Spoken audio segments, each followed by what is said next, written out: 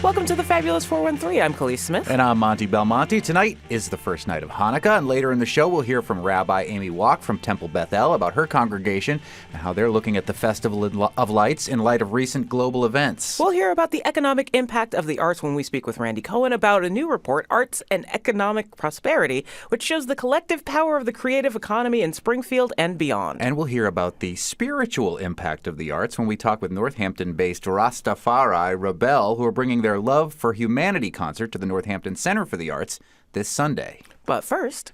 Hey, how are you? Good, and you? Oh, everything's beautiful.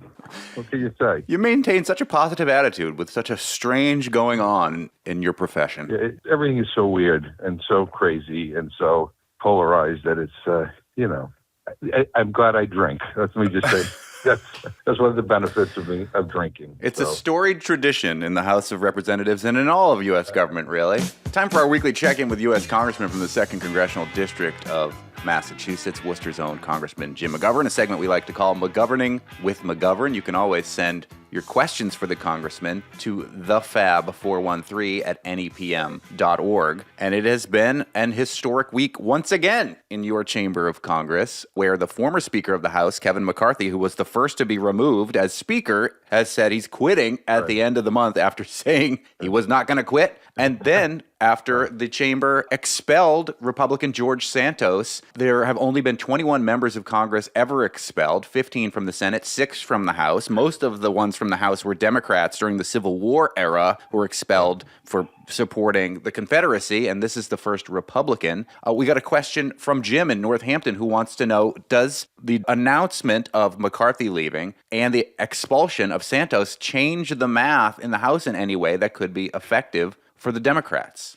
Well, I mean, it will narrow the Republican majority, probably bring it down to 2. And so things will be a lot tighter. And, we have an opportunity to stop a lot more bad stuff and try to maybe get a couple of so-called moderates to join with us on sensible legislation. So, yeah, it is to our advantage, but it is not the same as being in the majority. And again, my hope is that we will be in the majority in a little less than a year, because there's so much at stake. And I said last night on the House floor, this place under Republican leadership is becoming a place where trivial issues get debated passionately and important ones not at all. They bring legislation to the floor that I guess appeals to the right-wing MAGA base, but has no chance of going anywhere. It's just ridiculous, and they spend no time trying to do the work that has to be done. I mean, they haven't convened a meeting on appropriations to fund the government so we don't have a shutdown in January and February since we had that vote to kick the can down the road several weeks ago. So we need grown-ups here, not just Democrats, but if Republicans are going to come here, we need grown-up Republicans too. And unfortunately, there doesn't seem to be any on that side. Well, were there any grown-up Republicans on the stage last night during the debate, the Republican debate for president? The Huffington Post said Chris Christie's scorched earth called Trump a dictator and layered into Ramaswamy. I caught some of the highlights of that. Chris Christie was harsh towards Trump. Trump himself declared himself that he was going to become a dictator on day one if reelected. Right. Did you catch anything from that debate last night? And was there any glimmers of hope for you and maybe your caucus, the Democrats, to work with one of these folks on stage if Joe Biden should happen to lose to one of them in November of 24? Well, I appreciated Chris Christie's candor last night. I wish that was on display when he was basically serving Donald Trump when Trump was president. But nonetheless, he is basically speaking the truth. It's shocking the others, continue to be apologists for Trump and can't bring themselves to say anything mildly negative about Trump, his indictments or his behavior or his very dangerous rhetoric. But the fact of the matter is Donald Trump is ahead by 20, 30, 40 points in most states. And in all likelihood, because voting begins in a matter of weeks in Iowa, he is going to win the Iowa caucus and he will win other primaries and he will be the Republican nominee for president. And I am very concerned because I thought the Republican Party would have reassessed after the Trump presidency and after January 6th, kind of where their priorities are and where their allegiances would be, but they haven't. And I will tell you, very clearly that what's on the ballot next November is our democracy. And I've said this to people at various forums who, are not happy with Joe Biden for this or that or whatever. The choice is going to be Joe Biden or Donald Trump, unless something unexpected happens. But that's your choice. And it's really a choice between whether or not we have a democracy in this country or whether we basically say the hell with it. If Trump were to win, Maya Angelou used to have that great line, when somebody shows you who they are, believe them the first time. I mean, he has told us what he wants to do. And he has told us who his heroes are. Viktor Orban of Hungary is his hero. I mean, the dictator, a guy who cracks down on freedom of the press, who goes after political enemies and jails them. So we know what to expect. And so we have to understand what can happen, and we have to go into this election with our eyes wide open. President Joe Biden, came to the Bay State this week as part of a campaign fundraiser. He was met by the governor as well as the mayor of Boston, and did say that he would not be running again if not for Trump. First, were you part of his entourage here when he was campaigning in the Bay State? And second, is that a good rhetoric to roll out with, that you don't want to be president, but you're only doing it to stop this one guy? Well, look, I was not. We had votes that night. I would have liked to have seen James Taylor, who I like a lot, and who, by the way, was an early supporter of my mentor and hero, George McGovern, when he ran for president in 1972 against Richard Nixon. I think what he was trying to say is that the stakes are high here.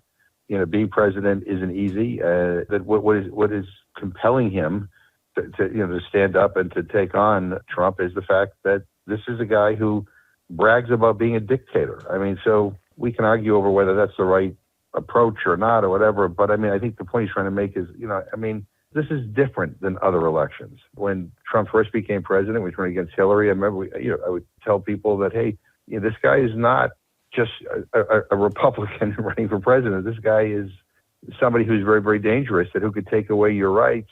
And people say, oh, no. He becomes president, and he did what other conservative presidents can never do, and that was got Roe versus Wade overturned. Literally took away rights that women had in this country for many, many, many years. He took it away. And so we've seen what he's about. But he's even more dangerous now. I mean, he's more angry. He's more bitter. He's more vengeful. It is scarier than ever. I don't ever recall a presidential election where one of the major candidates was as deranged, as unhinged as Donald Trump. I've seen democracies unravel all around the world, and it begins with a demagogue, and in this case, a very dangerous demagogue. And this is a moment we all have to stand up and push back. We're speaking with U.S. Congressman from the 2nd Congressional District in Massachusetts, Congressman Jim McGovern, McGoverning with McGovern. We'll put electoral politics aside for the moment. There has been some movement, not necessarily legislative, but I think glimmers of hope for people who want to make sure that our neighbors have enough to eat. A USDA rule that has made permanent free school meals across the country more likely, a la Massachusetts has done this year, and as California has done previously. It's an idea that was taken out of the White House Conference for Hunger, Nutrition, and Health, which you urged the Biden administration to convene last year. Tell us about this new USDA rule, how it differentiates itself from law, and why this is a glimmer of hope for making sure our students across the nation will have enough to eat in schools. Well, because it makes more schools eligible for free school meals. It's not a substitute for what Massachusetts did, and I give great credit to our state legislature and the governor for doing this, which was universal free meals for everybody. But because of what the income of certain areas are in terms of what people earn, there are some schools that have automatically been given full reimbursement for meals for everybody in that school. What they've done is they've kind of expanded who can be eligible. So that means more schools will be able to offer free meals to all the kids that go there. But we still need to be pushing for what Massachusetts did. This is a big deal because a lot of kids go to school hungry. A lot of kids don't have the money to pay for breakfast or lunch at school. As we saw in Massachusetts, that was the case. A lot of families became delinquent in their payments, and then kids were given alternative meals, and stigmas developed, and on and on and on. But we all know this, that you can't learn on an empty stomach. If you're hungry, you can't perform to your potential in school. This is a win-win-win. And again, I appreciate the fact that, the USDA understands the importance of making sure that kids don't go hungry. I also appreciate that they understand the linkage between, hunger and kids' inability to learn. So this is a good development. We need to do more, but again, it came as a result of the White House conference that you were at a little over a year ago, and so we had some progress. So we should celebrate that. And I was at a conference yesterday with USDA officials, and it really seems that the Secretary of Agriculture has gotten religion on this issue. I mean, I remember when he was Secretary of Agriculture under Obama, Secretary Vilsack. He was a great Secretary of Agriculture, but it was always hard to kind of get him to focus on these issues of food security. Not that he didn't care, it's just that there were other issues. But he just seems to have really embraced this issue, and he's running with it, and I'm really grateful for that. I think a lot of people are going to benefit from his leadership. Speaking with U.S. Congressman Jim McGovern, another major issue that's affecting Massachusetts is the stress on the emergency shelter system. I know much of the congressional delegation is trying to put pressure on the Biden administration to support this emergency funding more than they have been. Massachusetts received about $2 million for the program this year, but the governor said that the state's spending about $45 million a month on shelter services. I know the president's requested another $1.4 billion for the federal programs.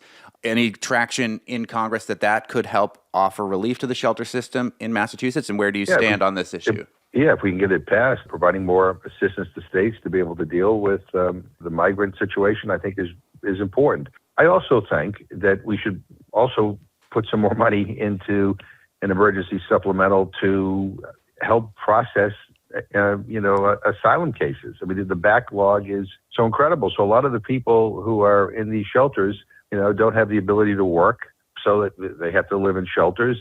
And many of them will get asylum because they have a well-founded fear of persecution. But, the backlog is such that it's months and months and months and months, like years before they get adjudicated. Let's figure out a way to eliminate that backlog and move this stuff more quickly. You guarantee that you help people who have a well-founded fear of persecution, and those who are trying to rig the system, well, then they're told, you don't get it, you have to go back. Mm-hmm. So it's not just about shelter. I mean, that's kind of a short-term thing, and we need to address it. But there's this backlog that is so incredible that, we will be dealing with this shelter issue forever if we don't somehow address that. And so let's adjudicate these cases in a more efficient and rapid manner. People want to work. The shelters I visited, people want to work. And we need workers. We need workers in the hospitality industry, in the healthcare industry. I visited a nursing home in Worcester a couple of weeks ago. And what's the biggest problem? We can't find people to work here. Mm-hmm. So there is a need for workers. We have these people here. Many of them will qualify for asylum. Their status will be able to be regularized. Let's just do it. Let's get this done so they can be productive members of our community. As we know, there's a bunch of Haitian migrants who are living in the Days Inn off of the Rotary in Greenfield, and so many of them eager to work if only they were allowed the opportunity. We have a group of Haitian migrants who are living in Sutton, which is right outside of Worcester. Same thing. I mean, when I go visit them, that is the one thing I hear. We would like to work. We would like to work. And by the way, we need workers. U.S. Congressman from the 2nd Congressional District of Massachusetts, Worcester's own Congressman Jim McGovern joins us every week. McGoverning with McGovern. Send your questions for the Congressman at thefab413@nepm.org. And thanks as always. All the best. Be safe.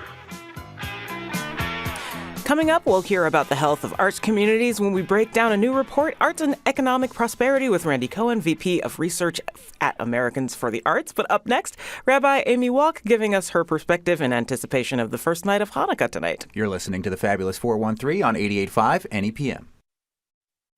Tonight is the first night of Hannukah, and joining us from Temple Beth El in Springfield is Rabbi Amy Walk. Rabbi Amy moved to Springfield in 2008 from Kansas City to serve as rabbi of the newly merged Temple Beth El and Congregation B'nai Jacob. Temple Beth El's mission states that their congregation is devoted to seeking God, doing mitzvah, studying Torah, and creating community. Temple Beth El is the largest conservative synagogue in Western Massachusetts, founded in 1913 and affiliated with the United Synagogue of Conservative Judaism and the Synagogue Synagogue Council of Massachusetts. Hag Sameach, Rabbi Amy. Thanks for doing this. My pleasure. Good to be here. Well, it's Hanukkah tonight, and we were talking about being the largest conservative synagogue in Western Mass, but if you're not overly familiar with the different strata of Judaism, conservatism may not mean exactly what some people think it means. Talk to us a little bit about what a conservative congregation like yours is. A conservative congregation like mine finds itself right in the middle. On the one hand, we are comfortable changing tradition and recognize that the Judaism that brought us into the 19th or 20th century might not be the Judaism that we need to look towards the future. So, for example, this isn't going to be a surprise, conservative Judaism is completely egalitarian. That was a change. I was in the first class of women to apply to rabbinical school.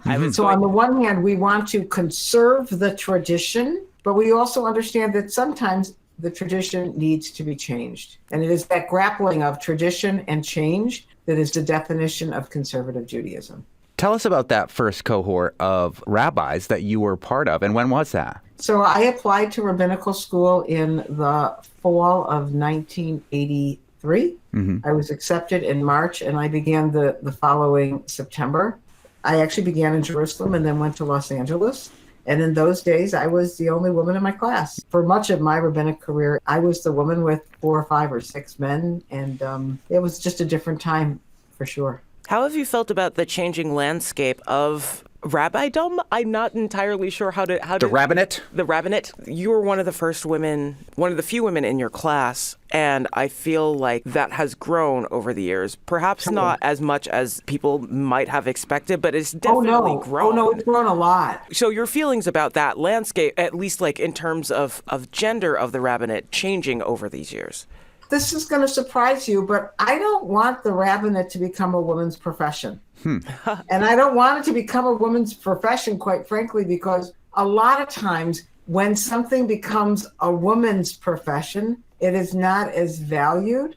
So think about teaching, think about nursing. That's not to say that I don't value teachers or nurses. Let's be clear. Yeah. I do. But I know that in the world that we live in, sometimes a woman's profession actually is not a good thing. That said, I think women have made a tremendous contribution to the rabbinate, and I'm very proud of my colleagues. But I wanted to say, for me, my decision to go into the rabbinate was an expression of my deep love of the Jewish people, of Jewish text, and a deep desire to bring tradition to people and to serve God. The mission statement for the congregation is a reflection of my own practice. And even when I applied to rabbinical school, I said at the committee that it was not an expression of my being a feminist. In fact, I remember when I made that statement, I said I'm not a feminist, which is really not true. Of course I was a feminist in 1984. I went to Barnard College. Of course I was a feminist, but my deciding to be a rabbi was an expression of my love for the Jewish people, not an expression of my being a feminist. We're speaking with Rabbi Amy Walk, who is the rabbi for Temple Beth El in Springfield. Tonight is the first night of Hanukkah. And I think in contemporary culture, people often think, oh, Hanukkah is just like Jewish Christmas, or Hanukkah, it's the most holy of holy holidays for the Jewish people. Tell us your take on Hanukkah as it stands in the U.S. and even Hanukkah as it stands as a holiday here in our corner of Western Massachusetts.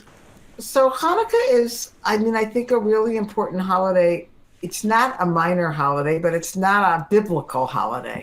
So the observance of it looks different than the Passover, for example.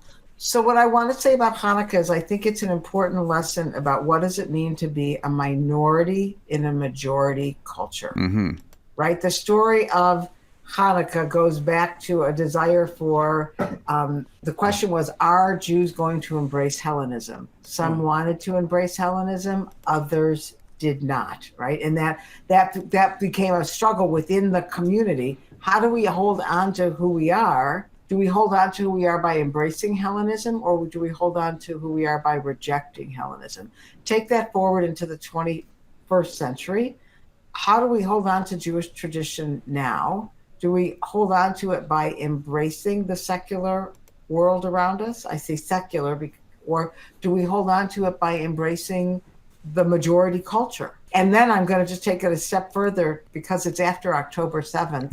And so I have to say, it's really hard to be a minority in this particular moment.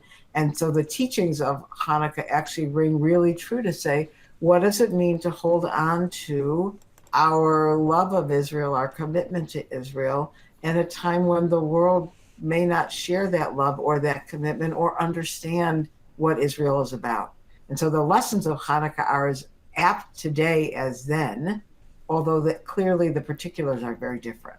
Tell us a little bit about how your congregation is viewing Hannukah in light of everything that's gone on between Israel and Hamas after October 7th. I mean, the Hannukah story is essentially one about the survival of Jewish people. Is there a different tone, a different sentiment? And what's your congregation, how are they wrestling with these things in Springfield? So the way I'm trying to frame the conversations about Hannukah right now is I'm trying to frame the conversation about light in the darkness. There's a teaching in the book of Proverbs that says that the soul of a person is the candle of God, and that actually we each bring light into the world. So one of the things that I want to do for the congregation is highlight stories of heroism in Israel since October 7th, because I want to remind people that not only do we need to mourn what happened, but we also need to celebrate the strong, the courageous people who made a difference, who stepped forward and said they were going to defend their community, their people. And so we're going to be highlighting and celebrating a person each night. And the other piece I want to do is remind all of us that we can bring light in darkness. We can have conversations with people and try and understand, what are they understanding about this horrible war, and what is our understanding, and how can we shed light on their understanding, and how can they shed light on our understanding? And so for my mind, like a big part of this holiday is about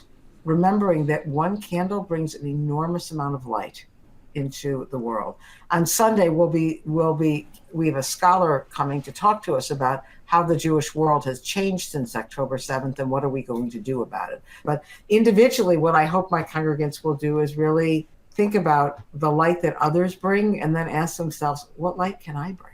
Are there other events that you've planned beyond highlighting folks that are encouraging that sort of enlightenment? To be honest with you, Hanukkah is mostly a home celebration. We already had a Hanukkah dinner last week. Actually, we did it early because we know a lot of people want to be with their families on Hanukkah. You know, we have a school program. We have our services. We light candles together every night. The Jewish community as a whole, I know there's a candle lighting at the courthouse tonight. So there are other pieces. I happen not to have organized those particular pieces, but there definitely are. There's something in West Springfield. There's something at the Longmeadow shops. Like, people like to try and make a public statement about that. And our Jewish community has the first light at the JCC tonight also at about 5 o'clock, I think it is. We're speaking with Rabbi Amy Walk, who is the rabbi for Temple Beth El in Springfield.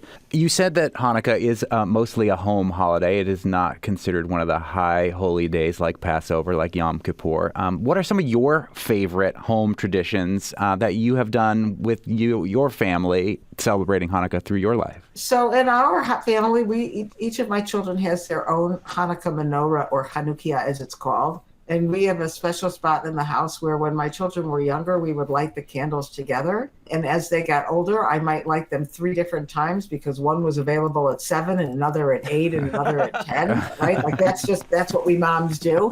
And now that my children are not living at home, we FaceTime each other and we light together. I want to say I'm really proud. We've never been a family that's focused on gifts. Mm-hmm. Like, it's just never been the thing that we do. We always try and have a night where we're together, where it's not multiple candle lightings, but a candle lighting. We light the menorah. That's our big thing. We definitely have a few little decorations around the house. And the Hanukkah menorah that I use was actually my grandparents, by Bubby and Zadie's. And so I love using it because I love knowing that it belonged to my grandparents so many years ago. That's great. Before we let you go, I mean, it has been a fraught time with the rise of anti-Semitism, with the war that's going on. There are many in the Jewish community whose heart breaks as much for what happened in Israel on October 7th at the hands of Hamas as are breaking for what the Israeli government is doing in Gaza right now. Your congregation in Springfield, tell us some of the feedback and the feelings that our neighbors who are Jewish, who live in Western Mass, are experiencing right now. So I want to say, I think that my congregation, by and large, and I don't speak for everybody, I think my congregation, by and large, stands with Israel and understands that Israel needs to defend itself from an evil, and understands that a country needs to make sure that its citizens will never be violated or attacked in the way that Israelis were violated and attacked on October 7th. I also think that my congregants are heartsick for the innocent Palestinians who are in the line of fire. Where I think my congregation will probably differ than many is that, and we hold Hamas responsible. When you put the Hamas headquarters in the basement of a hospital, you're basically saying the patients in the hospital become human shields. And so we mourn the death of innocents, whether it is in Gaza or in Israel, but we understand Israel needs to do what it has to do to defend itself. And I would say, I think most of my congregation will turn and say, when the United States was fighting World War II, they actually understood that there was an evil that had to be eradicated. And they held the Nazis responsible for the loss of innocent life, even if it was an American weapon that caused that death. And I think that's something similar here. But I want to really name and hold on to this idea that doesn't mean that we're not mourning that death, right? There's an important tradition that goes all the way back to when the Israelites were leaving Egypt and the Egyptians drowned in the sea. And there's a teaching that says, and the Israelites started to celebrate the death of the Egyptians. And God scolded them and said, what the heck? How could you possibly be celebrating? I created them too. The story of the Bible begins with the creation of Adam and Eve, not Abraham. Don't you dare celebrate the death of another human being. And so I really want to say, I think my congregation is working really hard to hold on to that position of mourning the death of innocent civilians, even as they understand that Israel has to defend itself. Like, Israel can't just respond to October 7th by saying, oh, that's too bad. Rabbi Amy Walk, thank you so much for sharing your perspective on what's going on globally, and at the same time sharing your perspective on what's going on locally with Hannukah, with your congregation, Temple Beth El in Springfield. Thank you so much. My pleasure. Tomorrow on the show, a slightly different take on Hannukah. We'll talk with members of Western Mass Jewish Voice for Peace, who are hosting a 25-mile march for Palestine happening this Sunday from Northampton to Springfield. Up next, a preview of local heroes, ReBelle's Love for Humanity concert coming to Northampton Center for the Arts this Sunday. You're listening to the Fabulous 413 on 88.5 NEPM.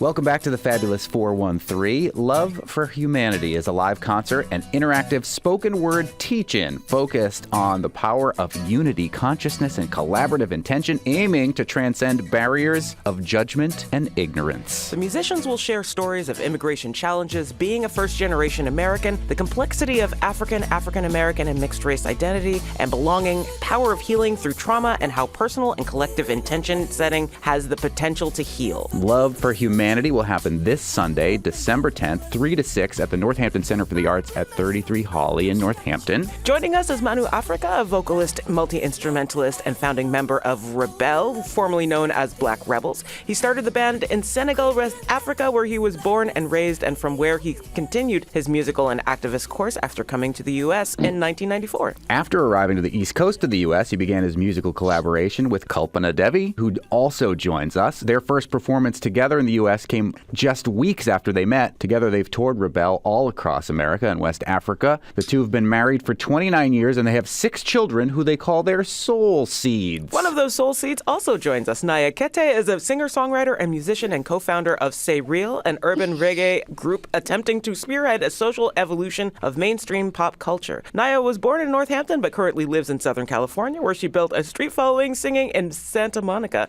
In early 2012, she was a contestant on the second season of the NBC television show The Voice as a member of Team Blake, making it into the top 24. Welcome, everybody. Thank you. Woohoo! What I love You about... sound so cool. You do sound so cool. All of it's true. The big family get-together of music, and, you know, your family, for the people who know music in Western Massachusetts, we're no strangers to Black Rebels or ReBelle or Say Real or Naya Kete. Have been playing literally for decades around here, and we're in the holiday season where I think people have have a heightened awareness to the impact of the spiritual. They're more open to these concepts. And, we're going to talk later in the show today about the economic impacts of the arts in Springfield and beyond. But what you have done as a family, both as ReBelle and you in your own work, Naya, is you have incorporated more of the spiritual elements of music into healing, working through trauma, almost like as a life coach. And I'm assuming this all comes from the Rasta tradition. So Manu,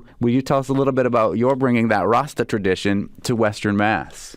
Greetings, everyone. Thank you for having us. Sure. Well, the Rasta movement is a gift from His Majesty Haile Selassie I. And what Rasta did to me is just open my third eye so I can see the world better with love, justice, and compassion.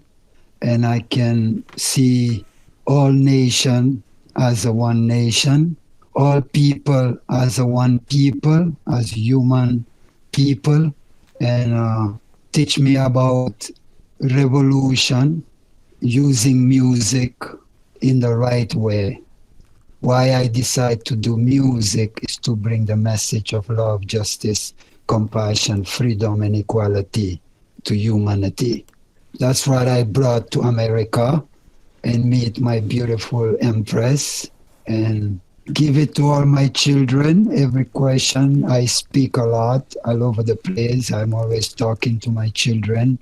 Sometimes it's fun, sometimes it's tough, but keep bringing the message and humbling myself more so I can let other vibration come to me in the positive way. That's what I love about Rastafari is that, tonight is the first night of Hanukkah. There are all sorts of spiritual traditions, but how interwoven the music is specifically. Tell us what's going to happen with ReBelle and this conference that's happening Sunday in Northampton. Hey, thanks, Monty. Well, our intention was to create an event that was more than an event itself, but an experience for all of us in attendance to tap into the power of what happens when we take back our focus. Manu and I and Naya, we're a family of music, and we've been performing on stages for decades. And, the experience of being embodied in that flow when we're in rehearsal, when we're creating, artists understand what flow is, athletes understand what flow is. That experience of flow, I'm thinking back to performances that we've done where we're on stages in festival venues and there's thousands of people. That experience of flow and harnessing our focus as a weapon of mass ascension and mass creation is not small. And it's not an idea, it's a reality. And that's where music as medicine is really, really powerful. Our focus gets scattered all day long, but music is a guide, and music is a mantra, and music is a force. We're speaking with Kalpana Devi and Manu Africa, who are from the group ReBelle, who will be hosting the Love for Humanity live concert and spoken word teach-in this Sunday, 33 Hawley, the Northampton Center for the Arts. We were talking to your mom, Naya Kete, about how the power of music in changing, hopefully, society, but also individual lives. And that's kind of been your focus as well, leaving Northampton, but now on the West Coast. You have like a coaching through music practice. Yeah. During the pandemic, I founded a program called Song Healing Trauma. We all lost our livelihoods overnight, so we had to figure out kind of how to pivot. And I had an opportunity to develop this program, Song Healing Trauma, in collaboration with the Center for Resilience based out of Holyoke. It ended up evolving into a coaching and healing program through music. I've got to say, it's really growing up in a household with family members like the two that you just heard from that created a foundation of desire to use music, creativity, and artistry as a means to tangibly, not, I love what my mom said, it's not as an idea, it's a reality, to tangibly change the fabric of our mindset, of our trauma, of the way it is that we interact with the world, so that we're not in a state of hypervigilance, but can actually respond to our environment versus react to it. And so I love that I can even still from California support events like ReBelle's Love for Humanity, just by virtue of continuing to be a demonstration of that in the work that I do. So the ripple effect is very real. This event, Love for Humanity, is not just music, though. It's music and stories. Do you feel when you're out performing that your stories of your experiences connect with audiences in a different way than your music does? Absolutely. The other thing that I'm aware of, and that Manu and I are too, and Naya too, is that when we go out on stages as musicians, we're actually in a conversation with humanity. The music causes the nervous system to do something differently and ecstatically and wonderfully. It's why music is a central part in cultures worldwide. The conversation, though, has a different impact. I like something that Brené Brown, a really influential writer and well-being guru, she said that her definition of courage is to tell the story of who you are with your whole heart. Playing the music and then inserting a story that invites the listener into my humanity and establishing that rapport. Talk about dissolving barriers. And I have as many people, and especially for me, women, coming up to me after a concert to say, oh, your voice, and oh, your music, and oh, when you told that story. It carries equal weight. That is Kalpana Devi, who along with Manu Africa will be performing as ReBelle at the Love for Humanity concert, which is happening this Sunday, December 10th at 33 Hawley, the Northampton Center for the Arts. And a huge thank you to their soul seed, Naya Kete, who joins us from the West Coast. Thank you all so much. Thank you, Monty. Thank you. If that was the spiritual take on the arts, what's the economic take? Up next, we'll hear a new report on the economic impact of the arts in Springfield when we talk with Randy Cohen, VP of Research for Americans for the Arts. You're listening to the Fabulous 413 on 88.5 NEPM.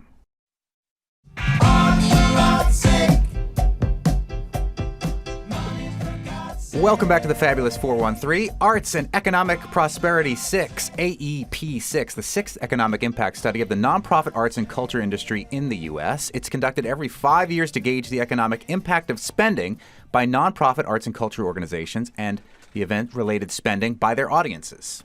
We're joined by the author of the report, Randy Cohen, Vice President of Research for Americans for the Arts, the National Advocacy Organization for the Arts, where he has been empowering arts advocates since 1991. He was a recent nominee for the Sidney Yates Advocacy Award for Outstanding Advocacy on behalf of programming arts in America. And you've been on a whirlwind tour, Randy, where you're sharing this report with all sorts of different cities. And today in Springfield, you'll be sharing it as well a little bit later this afternoon at the Community Music School of Springfield. Tell us, let's start here. Let's start in Springfield. And it seems like there is a trend when I've looked at the other reports and the big overarching report that arts is something that is a worthwhile investment for a community. Absolutely. Well, thank you for having me. It's great to be here and great to be in a fabulous art city like Springfield. Yeah. And this is a different way to talk about the arts, right? As a business, as an industry. But the fact is, that's exactly what arts organizations are.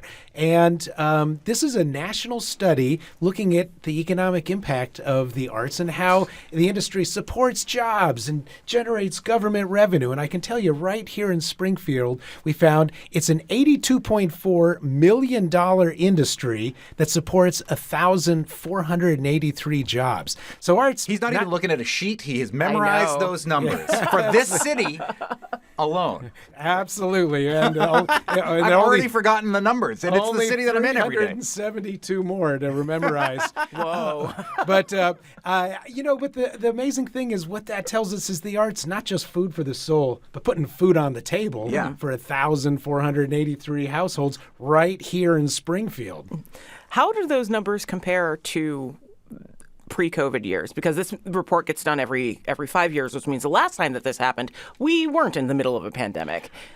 Right. Well, yeah, the last couple of years have been pretty rough on the arts. And I'll tell you, effectively 99%. So just about everybody, had to close their doors during the pandemic, and some slowly reopened, and then they had to reclose. And nonprofit arts organizations lost jobs at 5 times the rate of all nonprofits. And even the Bureau of Economic Analysis called out the arts when they were doing analysis on the pandemic. And it's like, wow, hospitality, hotels, airlines, they really got hit. And then look out below. That's where the arts were. But, they've really made their way back. And these numbers I'm talking about are 2022. And I can tell you, things are even better still in 2023. But overall, they're working their way back. For some organizations, audiences are a little slower to return than expected. Folks haven't really walked away. They're just slow coming back. Has any of your research led to why that is? I mean, I happen to be, full disclosure, I'm the president of the board, a volunteer of a nonprofit arts organization in Turners Falls, and we've noticed that people aren't coming back in the same way. The only thing that has really helped us make it through this period is an investment in the arts, either be through the philanthropy of generous individuals or the stimulus that we've seen come through either the state or the federal government. And how much of an impact did that have in keeping arts alive at all after the pandemic?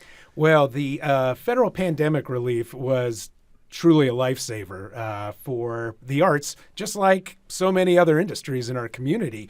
Because, when you're closed, there's no income coming in.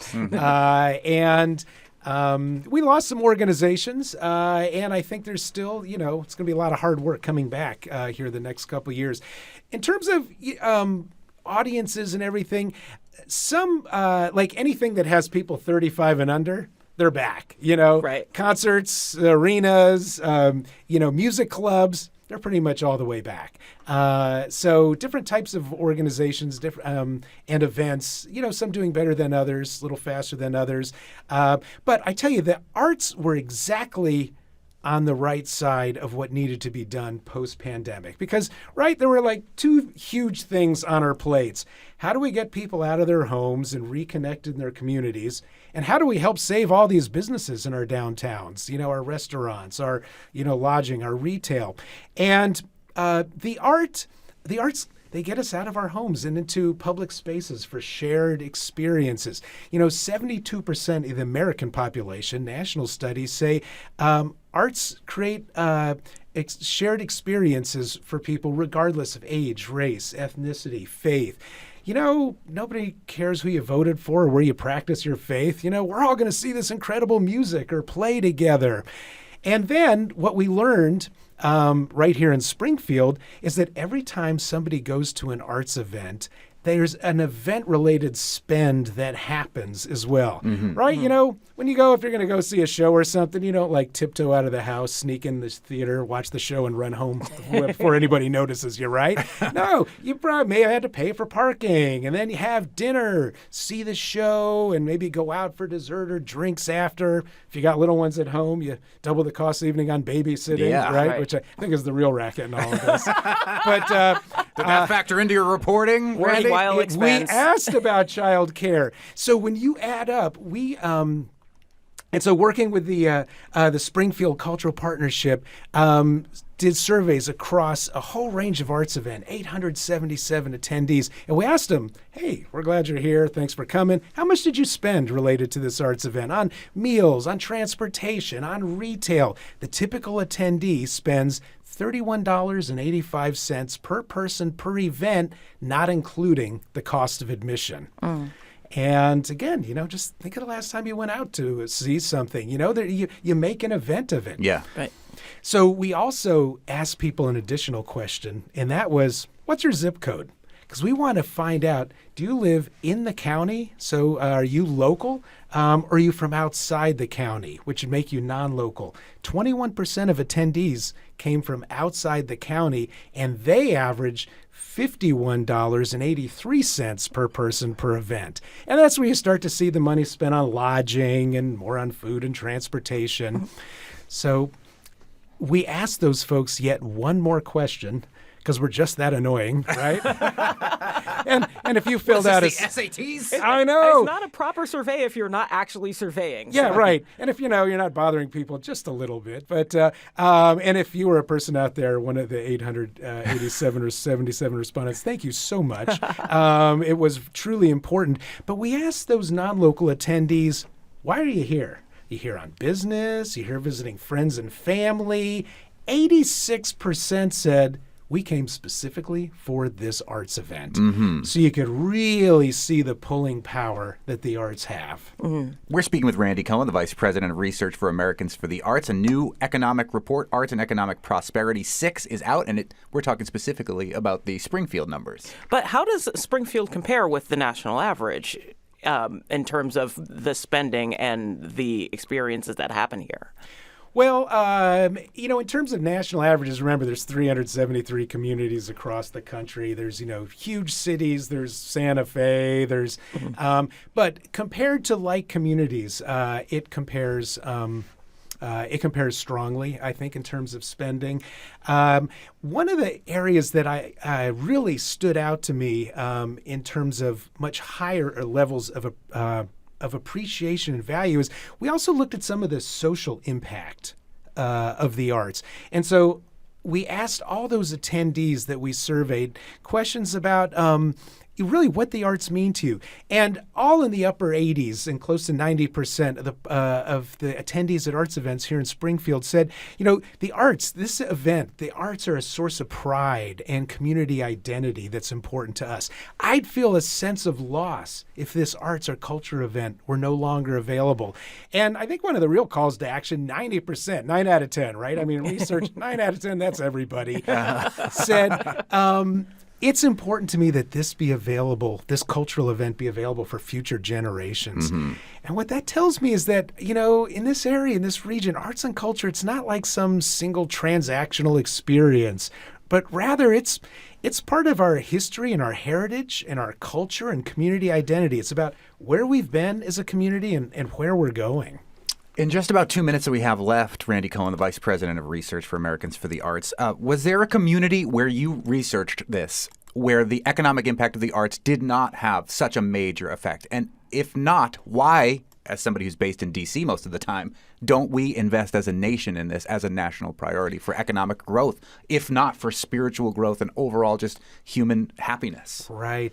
The challenge with the arts is these benefits, none of them are intuitive. When we think about arts organizations, we think, there are these wonderful community amenities. And, the holidays are coming. We're going to see some festivals and going to go see the Nutcracker. And in 6 months, it'll be summer and we'll do some outdoor concerts and everything.